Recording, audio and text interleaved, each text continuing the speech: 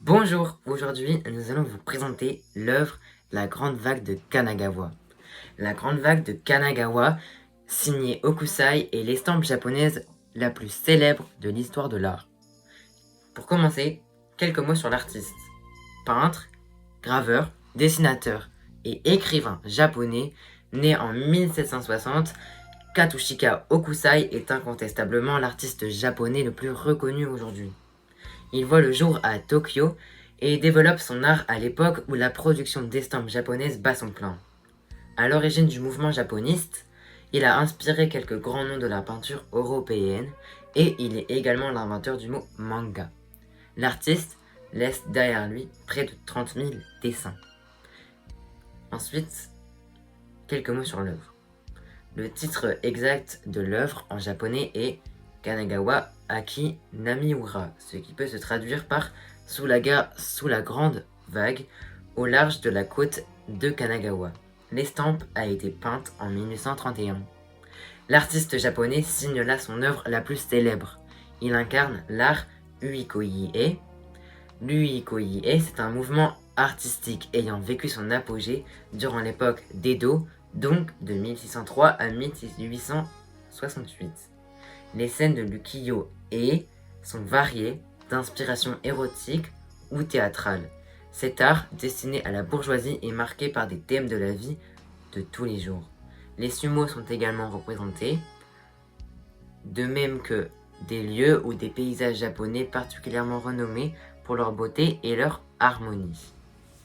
Ozukei, à l'âge de 70 ans, réalise cette estampe, issue de la série des 36 vues du mont Fuji. Porté par le succès, le peintre accroît le nombre d'exemplaires de la vague à 46. La vague, si imprévisible qu'impressionnante, a donné son nom à l'œuvre. Au premier plan, elle mesure 15 mètres de haut. Elle attire évidemment le regard du spectateur comme aspirée au creux de la vague.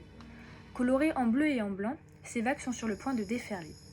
Perdues dans celle-ci, 3 barques remplies de pêcheurs s'illustrent comme prises au piège du raffut marin.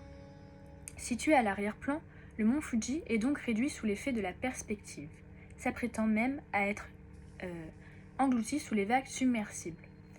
Même du haut de ses 3776 mètres, le point culminant du Japon est ici bien minuscule. Sous l'écume, le bleu de Prusse s'apprête à tout engouffrer. Ce bleu n'est pas n'importe lequel. Il est importé de Hollande et il offre à l'artiste japonais une tonalité nouvelle, en envahissant la composition au rythme de la vague de Kanagawa. Je vous laisse maintenant écouter la lecture de Bertie, Ellie et de Camille. Aki et Taro n'avaient pas d'enfants. L'été de leur vie finissait, sans fruits ni fleurs à cueillir au jardin. Ils avaient espéré longtemps, bu et mangé tisane et mets recommandés de tous, prié au temple avec ferveur, fait 1000 offrandes, puis ils s'étaient résignés. L'enfant dont ils rêvaient ne voulait pas venir, ne viendrait plus, jamais. Soupirs et larmes, un miracle arriva. C'était un jour d'hiver et de grand vent. C'était un jour de houle, mais il fallait prendre la mer, il fallait prendre du poisson. C'était l'hiver, et à terre, il faisait grand faim. Tous les hommes du village embarquèrent. 3 longues barques quittèrent le rivage. Elles avançaient ensemble sur la mer agitée. Bord à bord, elles montaient, descendaient côte à côte et remontaient avant de redescendre encore. Elles avançaient ensemble, de crête en creux de vague, comme elles pouvaient. Coûte que coûte, il fallait prendre du poisson. Les hommes guettaient le moment, le bon. Soudain, tandis qu'ils s'apprêtaient à jeter leurs filets, une vague immense se dressa devant eux. Plus qu'un mur d'eau, plus qu'une forteresse de mer. Il leur sembla voir une créature géante, gueule béante, ourlée d'écume, prête à les avaler tous, pêcheurs, barques et filets, tout cru. Souffle coupé de peur, les hommes s'agrippèrent au bateau, serrant les dents, courbant le dos. Certains d'entre eux fermaient les yeux. Lorsqu'ils les ouvrirent de nouveau, la grande vague était passée, sans fracas ni dommage, et la mer se calmait. Dans le silence soulagé des hommes, un petit cri têtu monta, bientôt couvert par celui de Taro. « Regardez-là, ce paquet tout mouillé !» C'est un enfant, un nouveau-né vivant. La vague l'a déposé dans notre barque. L'homme se pencha, le cœur battant plus fort que tous les tambours du monde, et prit le bébé dans ses bras. Le cri cessa. Sourire et rire. L'enfant rêvé tant espéré, si longtemps attendu, était enfin venu. Le temps passa et Naoki, le rescapé, poussa. Comme si, comme ça, malgré le bon riz blanc et malgré son grand appétit, l'enfant restait petit, tout petit. Son 7e printemps s'annonça sans qu'il ait pris un demi-pouce. Restera-t-il toujours ainsi? Aki se faisait du souci. Comment fera-t-il pour pêcher? Taro, chaque jour y pensait. Pourtant, tous deux connaissaient la patience. L'enfant qu'il chérissait ne voulait pas grandir. Soupir, soupir. Peut-être suffisait-il d'attendre une petite vie dans leurs deux bras. C'était si beau déjà. Naoki lui aussi attendait. Ses camarades poussaient, eux, et plus vite que le bambou. Il allait souvent s'asseoir sur le tronc d'un vieil arbre, penché au-dessus de la mer. L'œil vague, il laissait flotter ses pensées, de ci, de là, au gré de la houle et de la marée. Alors, comme une armée de 100, de 1000, de 100 000 pêcheurs, celle-ci lançait à l'eau leur filet de questions.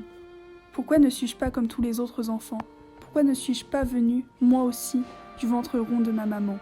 Qui donc, femme ou flot de mystère, m'a donné de vivre sur terre? Qui dois-je nommer père et mère? Qui dois-je aimer vraiment? Or, un jour qu'il était ainsi perché sur son arbre, il aperçut, juste au-dessus de lui, un beau poisson d'argent, brillant de toutes ses écailles, qui frétillait comme pour attirer son attention. Naoki se pencha un peu, le poisson lui souriait. Naoki se pencha beaucoup, le poisson l'appelait.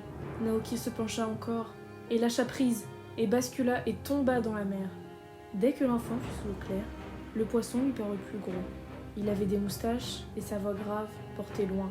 « Bonjour mon petit, viens avec moi, je sais qui peut répondre à tes questions. » Naoki le suivit, comme s'il avait lui aussi des nageoires. À mesure qu'ils s'éloignaient tous deux du bord, l'enfant sentait changer le décor autour d'eux. Il faisait sombre, l'eau devenait plus froide et le courant plus fort. Bientôt, Naoki dut s'accrocher au poisson pour pouvoir avancer encore.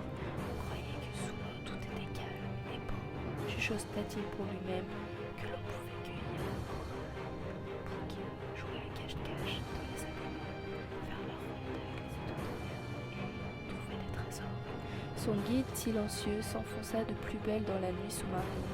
Soudain, alors que sa monture s'élançait dans un tourbillon, Naoki fut pris de panique. De toutes ses forces, il tira sur les nageoires du poisson, l'obligeant à se cabrer, à ralentir et s'arrêter.